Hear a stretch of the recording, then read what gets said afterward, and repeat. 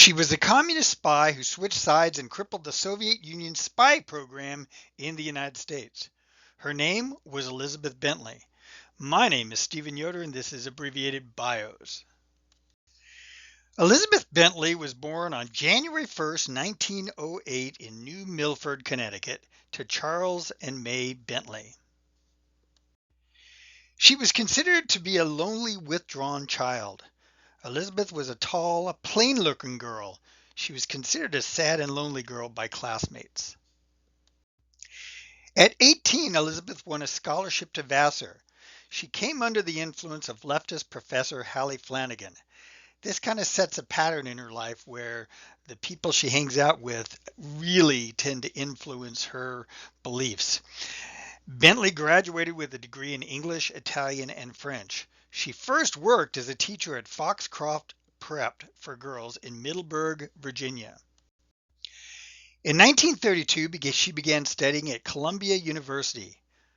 Following Columbia, she moved to Florence, Italy. Elizabeth became a supporter of Mussolini and joined a fascist group in 1934. Then she had an affair with leftist Mario Castelli, who appears to have changed her mind. She returned to the U.S. as an anti-fascist. She joined the American League Against War and Fascism, which led her to the Communist Party USA. On October 15, 1938, she met communist Jacob Golos. Elizabeth became his lover, and he then recruited her to become a Soviet spy.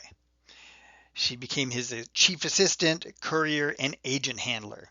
She became very familiar with the details and sources in Golos's spy network.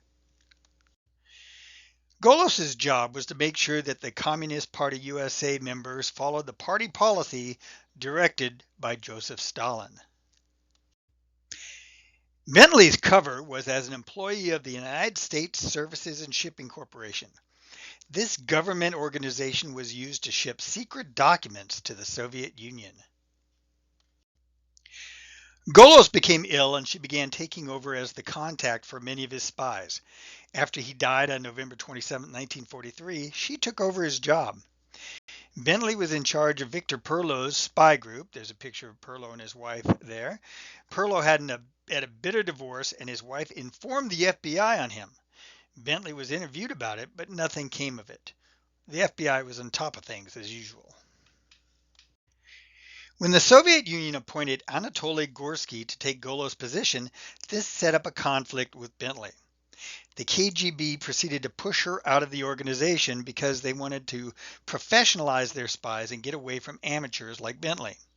The KGB saw her as a threat due to her knowledge and role at the USSC. The KGB pushed her out of her job at the USSC. This made her bitter.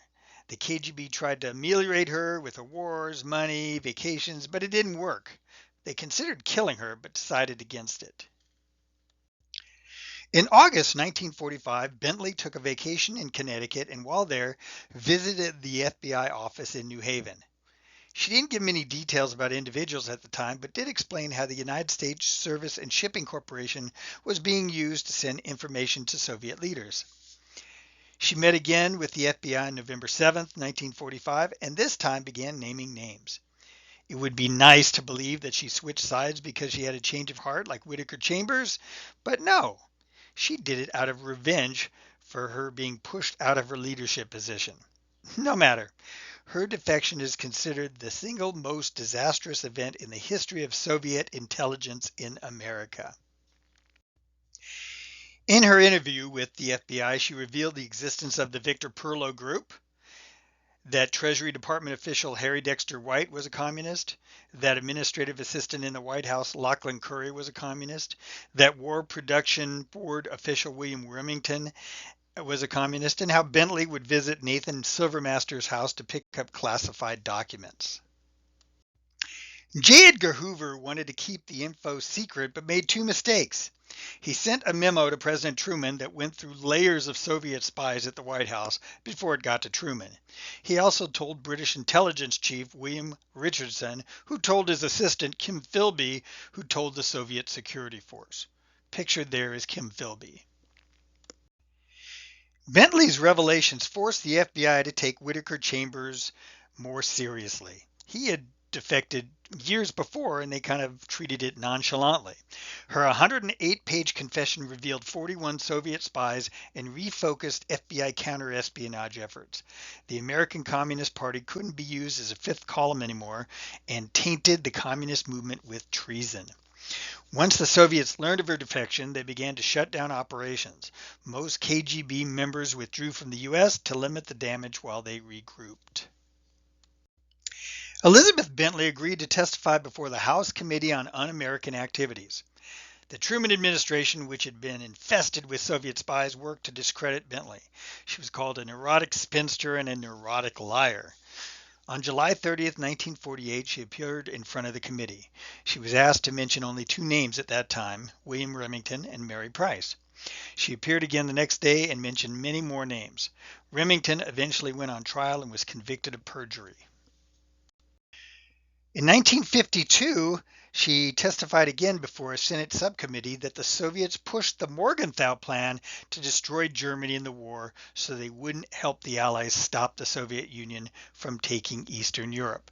This really kind of shows the influence the communists had in the American government during World War II. She was paid monthly by the FBI while she testified for the government in trials.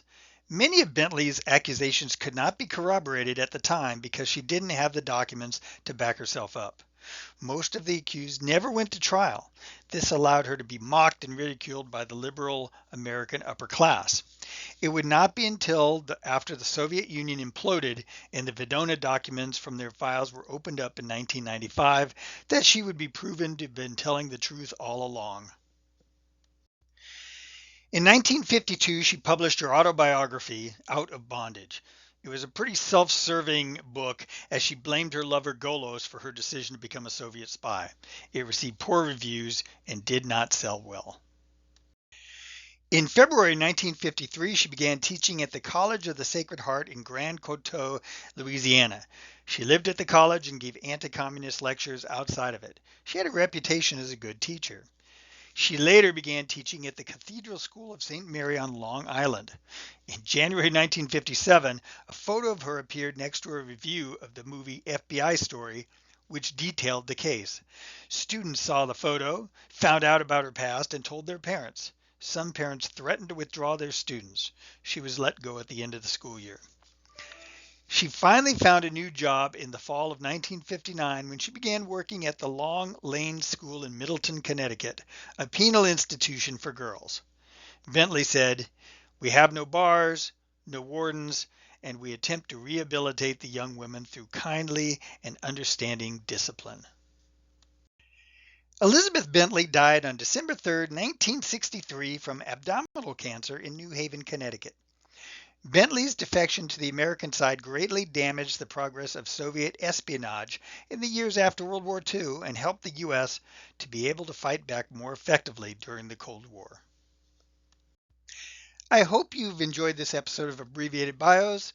If you like it, I'd love 5 stars. I'd love you to subscribe. I'd love you to share this. I'm just a lover. So thank you much. Bye.